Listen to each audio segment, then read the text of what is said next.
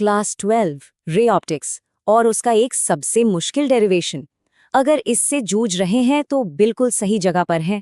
आज हम गोलीय पृष्ठ पर अपवर्तन को एकदम आसान बनाने वाले हैं, इतना आसान कि इसे भूलना मुश्किल हो जाएगा। तो हम इस पूरे टॉपिक को 6 आसान स्टेप्स में तोड़कर समझेंगे। पहले जानेंगे कि ये है क्या, फिर इसके रे डायग्राम को डिकोड करेंगे, डेरिवेशन में उतरेंगे, फाइनल फॉर्मूला देखेंगे, ये भी समझेंगे कि ये इतना ज़रूरी क्यों है, और आखिर में एग्जाम के लिए कुछ प्रो टिप्स भी देखेंगे। तो चलिए शुरू करते हैं। देखिए, किसी भी मुश्किल टॉपिक को समझने का सबसे अच्छा तरीका है बिल्कुल बेसिक से शुरू करना। तो आखिर ये गोलीय पृष्ठ पर अपवर्तन है क्या? बहुत सिंपल है। सोचिए, एक लाइट की किरण एक मीडियम से दूसरे मीडियम में जा रही है और बीच में जो बाउंड्री है वो सीधी नहीं बल्कि घुमावदार यानी स्फेरिकल है। तो क्या होगा? लाइट मुड़ जाएगी। बस इसी बेंडिंग को, इसी मोड़ को हम अपवर्तन कहते हैं, जो एक गोलीय सतह पर हो रहा है। और हाँ, इस पर इतना ध्यान क्यों देना है? क्योंकि ये बोर्ड एग्जाम के सबसे पसंदीदा, सबसे ज़रूरी डेरिवेशंस में से एक है। मतलब इसे अच्छे से समझ लिया तो अच्छे नंबर पक्के समझिए। ठीक है, तो डेरिवेशन पर सीधे कूदने से पहले एक काम करते हैं। इसके रे डायग्राम में जो सिंबल्स और सेटअप इस्तेमाल होते हैं ना, पहले उन्हें समझ लेते हैं। ये हमारे टूल्स हैं, हमारी नींव है। तो ये हैं हमारे मेन प्लेयर्स। ओ है हमारा ऑब्जेक्ट, जहां से कहानी शुरू होती है, और आई है उसकी इमेज यानी प्रतिबिंब। लाइट पी यानी पोल से गुजरती है। सी और आर मतलब सेंटर और रेडियस ऑफ कर्वेचर, ये सतह के घुमाव को बताते हैं। यू और वी ऑब्जेक्ट और इमेज की दूरियां हैं।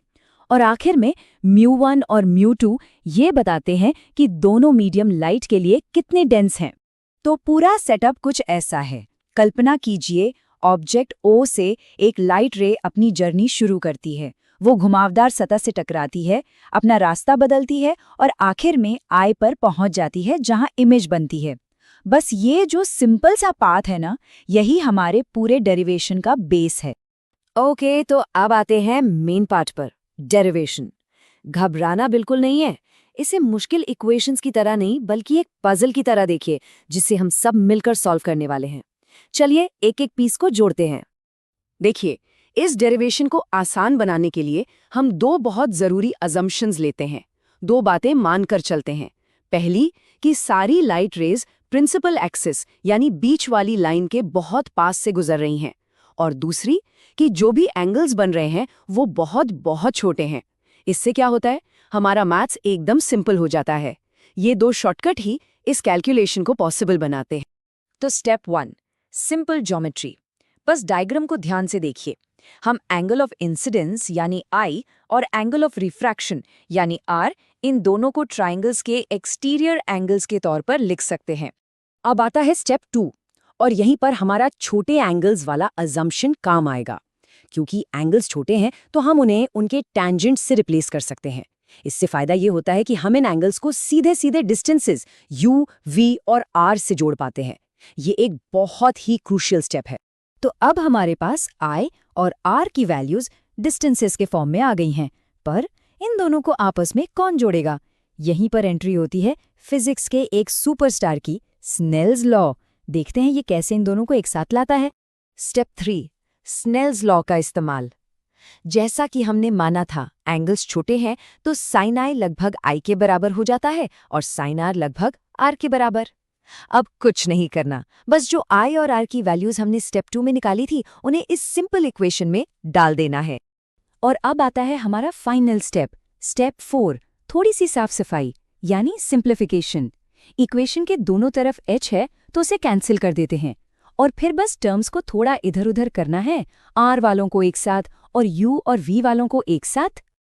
और बस इन सारे लॉजिकल स्टेप्स के बाद हम अपनी मंजिल पर पहुंच गए हैं, वो फॉर्मूला जिसके लिए हमने ये पूरी मेहनत की।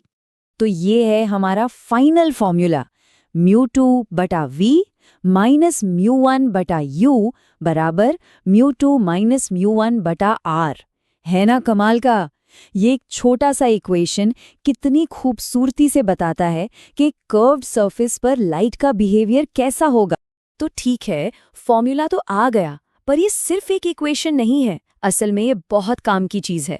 चलिए अब ये समझते हैं कि आखिर ये इतना जरूरी क्यों है और कहाँ-तहाँ इस्तेमाल होता है। चश्मे के लेंस से लेकर बड़े-बड़े टेलीस्कोप तक, हर जगह। इस फॉर्मूले की सबसे खूबसूरत बात है इसकी फ्लेक्सिबिलिटी। ये किसी भी दो मीडियम के लिए काम करता है। जैसे एक बहुत कॉमन केस लेते हैं, जब लाइट हवा से ग्लास में जाती है, तब हम μ1 को 1 मान लेते हैं और फॉर्मूला और भी सिंपल हो जाता है। लेंस डिजाइन में ये बहुत काम आता है। और यही नहीं, ये फॉर्मूला एक बिल्डिंग ब्लॉक की तरह है। फिजिक्स में कॉन्सेप्ट्स ऐसे ही एक दूसरे पर बनते हैं। ये फॉर्मूला अपने आप में तो जरूरी है ही, पर ये आगे चलकर लेंस मेकर्स फॉर्मूला जैसे और भी जरूरी आइडियाज की नींव भी रखता है। तो इसे समझना मतलब ऑप्टिक्स की गहरी समझ का दरवाजा खोलना। ठीक है, तो थ्योरी तो समझ आ गई। अब बात करते हैं प्रैक्टिकल चीज की। एग्जाम में इस सवाल पर पूरे नंबर कैसे लाएं, उसके लिए ये रहे कुछ प्रो टिप्स। एग्जाम में पूरे नंबर लाने के लिए बस इस चेकलिस्ट को फॉलो करना है। सबसे पहले डेफिनेशन से शुरू करें, फिर एक साफ सुथरा लेबल रे डायग्राम बनाएं। अजम्पशंस लिखना कभी न भूलें, ये बहुत जरूरी है। डेरिवेशन का हर स्टेप क्लियरली दिखाएं और आखिर में फाइनल फॉर्मूले को एक बॉक्स में बंद कर दें ताकि वो हाईलाइट हो। तो अब जब ये फॉर्मूला हमारे लिए कोई रहस्य नहीं रहा, तो जरा सोचिए, क्या इन्हीं basic principles, simple geometry, assumptions और स्नेल्स लॉ का इस्तेमाल करके हम दूसरी ऑप्टिकल चीजों को भी समझ सकते हैं, जैसे लेंस कैसे काम करते हैं या फिर इंद्रधनुष कैसे बनता है? जवाब हाँ है, और ये सवाल आपको ऑप्टिक्स की दुनिया में और भी आगे ले जाएगा।